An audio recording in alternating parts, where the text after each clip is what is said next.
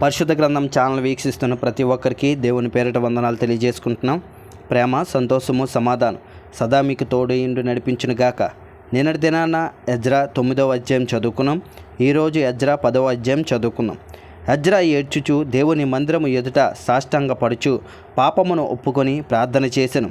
ఇశ్రాయేలీయులలో పురుషులు, స్త్రీలు, చిన్నవారు మిక్కిలి గొప్ప సమూహముగా అతని యొద్దకు కూడివచ్చి బహుగా ఏడవగా, ఎలాము కుమారులలో నొకడగు యెహీయేలు కుమారుడైన షెకన్య ఎజ్రాతో ఇట్లానెను: మేము దేశమందుండు అన్ని జనములలోని స్త్రీలను పెండ్లి చేసుకొని మా దేవుని దృష్టికి పాపము చేసితిమి. అయితే ఈ విషయంలో ఇశ్రాయేలీయులు తమ నడవడి దిద్దుకొందురను నిరీక్షణ కద్దు. కాబట్టి ఈ పని ధర్మశాస్త్రం అనుసారముగా జరుగునట్లు ఏలినవాడవైన నీ యోచనను బట్టియు దైవాజ్ఞకు భయపడి వారి యోచనను బట్టియు ఈ భార్యలను వారికి పుట్టిన వారిని వెలివేయించదమని మన దేవునితో నిబంధన చేసుకొనేదము. లెమ్ము, ఈ పని నీ ఆధీనములో ఉన్నదని మేమును నీతో కూడా ఉందుము.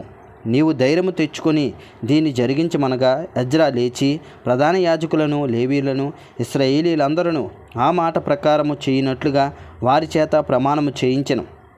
వారు ప్రమాణము చేసుకొనగా ఎజ్రా దేవుని మందిరము ఎదుట నుండి లేచి ఎలియాషీబు కుమారుడైన యోహన్నాను యొక్క గదిలో ప్రవేశించెను.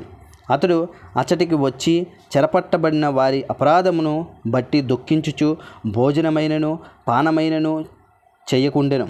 చెర నుండి విడుదల నొందిన వారందరూ యెరూషలేము నాకు కూడి రావాలనని యోధా దేశమంతటి యందును యెరూషలేము పట్టణమందును ప్రకటన చేయబడెను. మరియు 3 దినములలోగా ప్రధానులు పెద్దలను చేసిన యోచనను చొప్పున ఎవడైనను రాకపోయిన ఎడల వాని ఆస్తి దేవునికి ప్రతిష్ఠితమగుననియు వాడు విడుదల నొందిన వారి సమాజములో నుండి వెలివేయబడుననియు నిర్ణయించిరి. యోధా వంశస్థులందరూ బెన్యమీనీయులందరూ ఆ 3 దినములలోగా యెరూషలేమునకు కూడి వచ్చిరి. అది 9వ నెల. ఆ నెల 20వ దినమున జనులందరూ దేవుని మందిరపు వీధులలో కూర్చుని గొప్ప వర్షాల చేత తడయుచు ఆ సంగతిని తలంచుట వలన వణుకుచుండిరి. అప్పుడు యాజకుడైన ఎజ్రా లేచి వారితో ఇట్లనెను: మీరు ఆజ్ఞను మీరి అన్య స్త్రీలను పెండ్లి చేసుకొని ఇశ్రాయేలీయుల అపరాధమును ఎక్కువ చేసితిరి.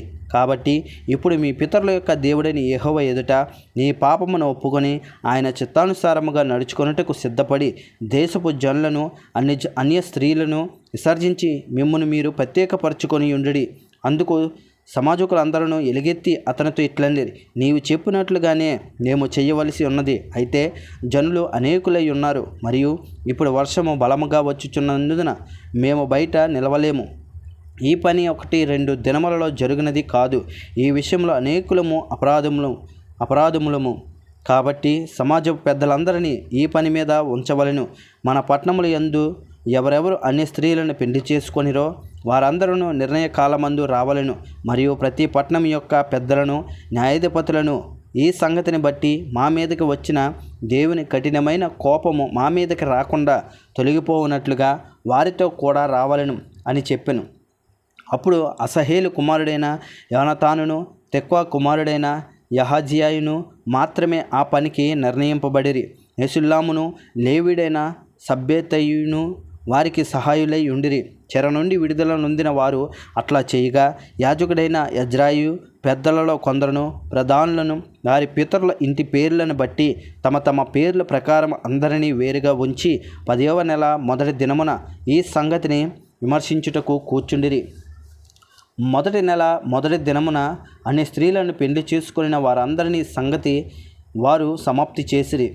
యాజకుల వంశంలో అన్ని స్త్రీలను పెండ్లి చేసుకొని ఉన్నట్లు కనబడిన వారు ఎవరనగా యజదాకు కుమారుడైన యవాసు వంశంలోను అతని సహోదరులలోను మాయసయ్యయు, ఎలియాజరును, యరీబును, గెదల్యాయును వీరు తమ భార్యలను పరిత్యజించదమని మాట ఇచ్చిరి. మరియు వారు అపరాధులై ఉన్నందున అపరాధ విషయంలో మందలో 1 పొట్టేలును చెల్లించిరి.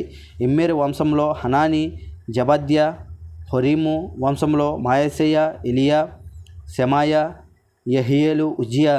పశురు వంశంలో ఎలియోయేనై, మాయసయ్య, ఇస్మాయేలు, నెతనేలు, యజాబాదు, ఎల్యాసా. లేవీయులలో యజాబాదు, సిమ్మి, కెలీదా అను, కెయల, పెతాహాయ, యోధా, ఎలియేజరు. గాయకులలో ఎలియాషీబు, ద్వారపాలకులలో సల్లూము, తేలేము, ఊరి అనువారు.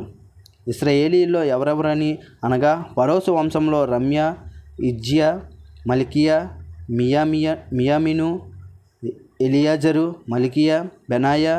ఎలామ వంశంలో మత్తన్య, జకర్యా, యెహీయేలు, అబ్ది, యెరెమోతు, ఎలీయా. జత్తు వంశంలో ఎల్యాయనై, ఎల్యాషీబు, మత్తన్య, యెరెమోతు, జబాదు, అజీజా. బేబై వంశంలో యోహన్నాను, హనన్య, జబ్బాయి, అత్లాయి. బానీ వంశంలో మెషుల్లము, మల్లూకు, అదాయ, యాషూబు, శేయాలు. రామోతు పహత్మో యాబు వంశంలో అద్నా, కెలాలు, బెనాయ, మాయాసెయ, మతన్య, బెసలేలు, బిన్నూయి, మనష్షే. హొరీము వంశంలో ఎలియాజరు, ఇషియా, మల్కియా, షెమాయా. సిమ్యోను, బెన్యమీను, మల్లూకు, షెమర్యా. హషూము వంశంలో మత్తెనై, మత్తాత, జబాదు, ఎలీపేలెటు, యెరెమై, మనష్షే, షిమ్మి. బానీ వంశంలో మాయాదై, అమ్రాము, ఉయ్యేలు, బెనాయా, బెద్యా, కెలూహు. వన్య, మెరోమోతు, ఎలియాషీబు, మతన్య, మత్తెనై, యహసావు, బానీ, బిన్నూయి, షిమ్మి. షిలెమ్య, నాతాను, అదాయ, మక్నదాబు, సమై, సరాయి, అజరేలు, షెలమ్య, షెమర్యా, షల్లూము, అమర్యా, ఏసేపు. నెబో వంశంలో యెహీయేలు, మత్తిత్యా, జబాదు, జెబీనా, ఇద్దాయి, ఏవేలు, బెనాయా అనువారు. వీరందరూ అన్ని స్త్రీలను పెండ్లి చేసుకొని ఉండిరి. ఈ స్త్రీలలో కొందరు పిల్లలు గలవారు. ఇంతటితో ఎజ్రా 10వ అధ్యాయం పూర్తయింది. రేపటి దినాన నెహెమ్యా 1వ అధ్యాయం చదువుకుందాం. ప్రేమ, సంతోషము, సమాధానం సదా మీకు తోడైండి నడిపించును గాక. ఆమెన్.